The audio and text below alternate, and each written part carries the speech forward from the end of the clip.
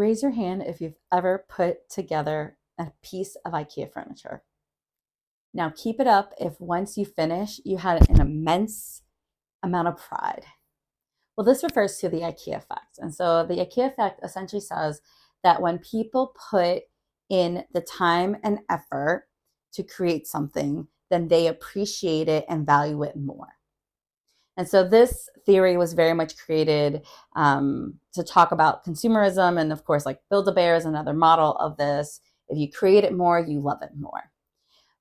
But the IKEA effect has a lot of parallels to organizations, especially social impact organizations, nonprofits, higher ed. There's so many occasions where we are placed in positions where we have to create amazing programs and resources to serve our communities, to serve our constituents, yet there isn't the funding for it. There isn't these incredible blueprints of what to do. And so we create it from the ground up. We put so much effort into it that we become very prideful for it, especially if our constituents react well to it.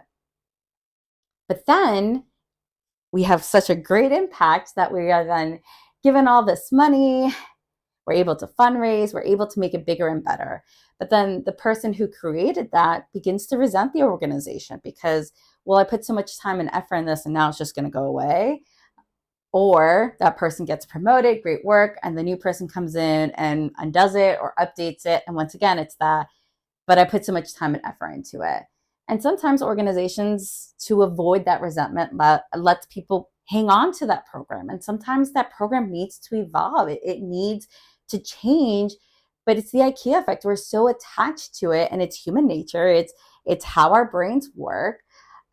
And, we even see it from the founders level. Founders created these nonprofits.